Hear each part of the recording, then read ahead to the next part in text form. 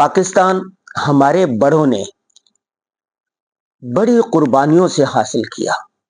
भारत ने पाकिस्तान पर हमला कर दिया। हमारे वालिद साहब बताया करते थे कि 65 की जो जंग थी, कमोबेश 20 लाख मुसलमानों ने कुर्बानी दी।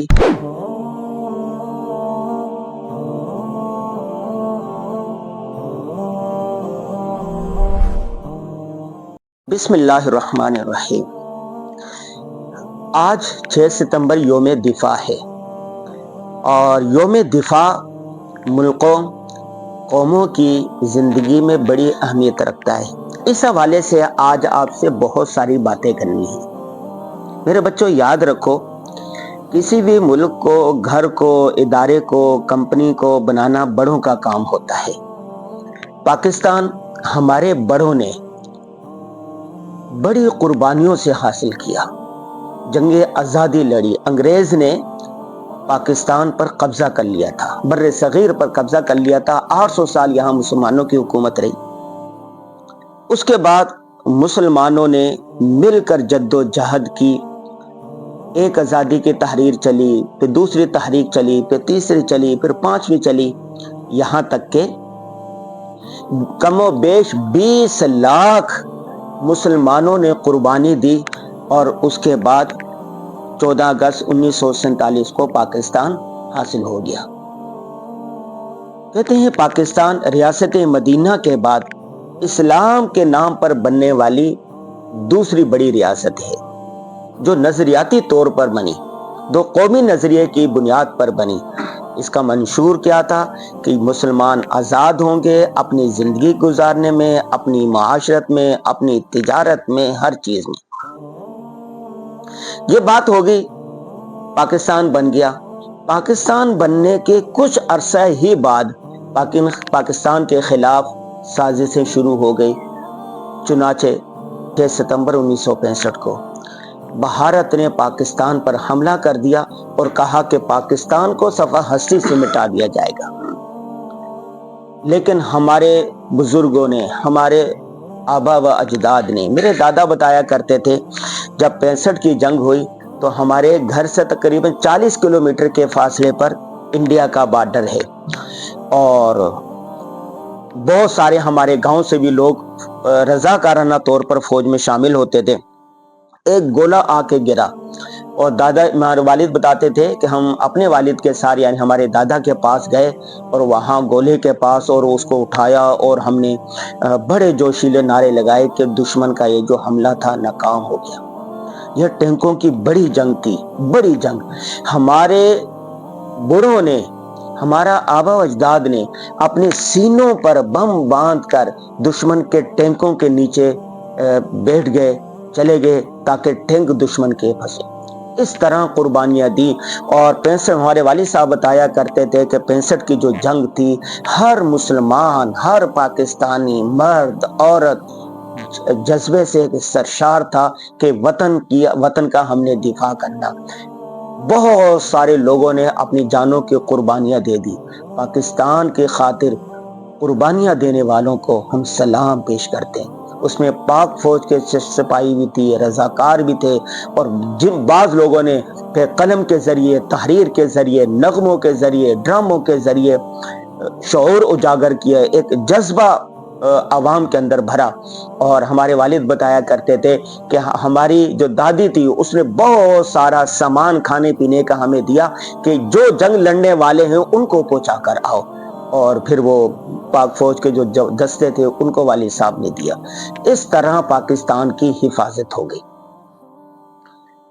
ये जो आज हम आराम की नींद सोते हैं, आराम से कारोबार करते हैं, आराम से घूमते हैं, आराम से फिरते हैं, हमें कोई डर नहीं है, खौफ नहीं है। ये आज़ादी हमें इतनी आसानी से नहीं मिली। तो मेरे बच्चों, ये बात याद रखो। आज मैं आपको ये कह रहा हूँ, आज़ादी की कीमत पता करनी है तो मकबूजा कश्मीर के लोगों से पता करो। आज़ादी की कीमत पता करनी है कश्मीर के फ़लस्तीन के लोगों से पूछो। आज़ादी की कीमत चाहते हो कि तमाम मकबूजा इलाकों में जाकर देखो, जो आज़ाद फिज़ा में सांस लेने के लिए आहें भरते हैं। وطن کے لیے آج ہمیں کچھ نہیں کرنا پڑا، ہمارے بڑوں نے وطن بنا دیا، ہمارے والدین نے، ہمارے آبا اجداد نے وطن کی حفاظت کی، اور اس وقت الحمدللہ پاکستان ایک ناقابل تسخیر ریاست ہے۔ پاکستان ایٹمی طاقت ہے۔ پاکستان کی جو فوج ہے دنیا کے مضبوط ترین فوجوں میں شمار ہوتی ہے۔ پاکستان کی جو ایجنسیاں ہیں دنیا کی بہترین ایجنسیوں میں شمار ہوتی ہے۔ اللہ تعالیٰ نے پاکستان کو چاروں موسم دیے ہیں، پہاڑ ہے، کھلیان ہیں، کھیتی ہے، نہری ہیں، صحرا ہیں، جتنی نعمتیں ہونی چاہیے جغرافیائی اعتبار سے الحمدللہ پاکستان میں موجود ہے۔ اب آپ اور ہمارے کرنے کا کام کیا ہے؟ آپ اور ہم، آپ بچوں یہ بتاؤ کہ آپ دفاع پاکستان کے لیے کیا کچھ کر سکتے ہیں؟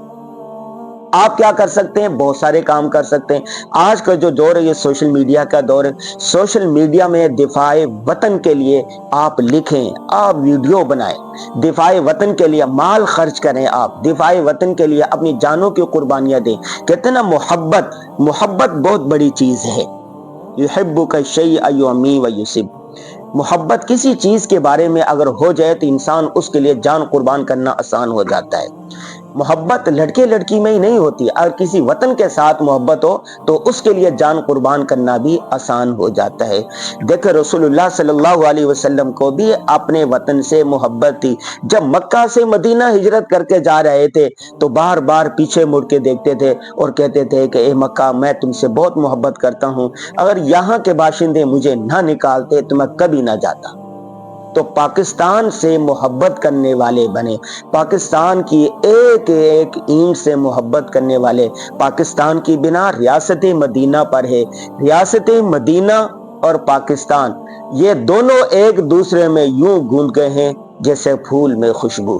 جیسے پھول کو خوشبو سے الگ نہیں کیا جا سکتا، پاکستان کو ریاست مدینہ سے الگ نہیں کیا جا سکتا۔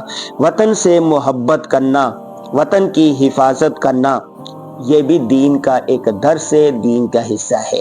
یہ وطن کس کا ہے؟ ہم سب کا ہے۔ آپ بلوچی ہیں، پنجابی ہیں، سندھی ہیں، سرائکی ہیں، پختون ہیں، کوئی بھی ہیں، یہ وطن ہم سب پاکستانیوں کا ہے۔ لہذا اس کے بکھرے ہوئے گھیسو سنوارنا، اس کی تعمیر و ترقی میں بڑھ چڑھ کے حصہ لینا، یہ آپ کی اور ہماری مشترکہ ذمہ داری ہے۔ ہمارا گھر کہاں پر ہے؟ پاکستان میں۔ ہمارا ادارہ کہاں پر ہے؟ پاکستان میں۔ ہماری کمپنی کہاں ہے؟ پاکستان میں۔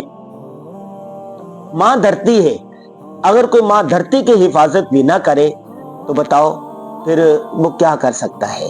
پاکستان ہے تو ہم سب ہیں، ہمارا کاروبار ہے، ہمارے ادارے ہیں، ہماری فیکٹری ہے، ہماری کمپنی ہے۔ تو اس لیے آپ نے دفاع پاکستان کے لیے، پاکستان کی حفاظت کے لیے دامے درمے قدمے سخنے جس طرح ممکن ہو اس کی تعمیر و ترقی میں بڑھ چڑھ کے حصہ لینا ہے۔ یہ کریں گے نا؟ یوم دفاع پر ہاتھ کھڑا کر کے اعلان کرے کہ ہم پاکستان کی حفاظت کریں گے، خون کا آخری قطرہ پاکستان پر قربان کر دیں گے۔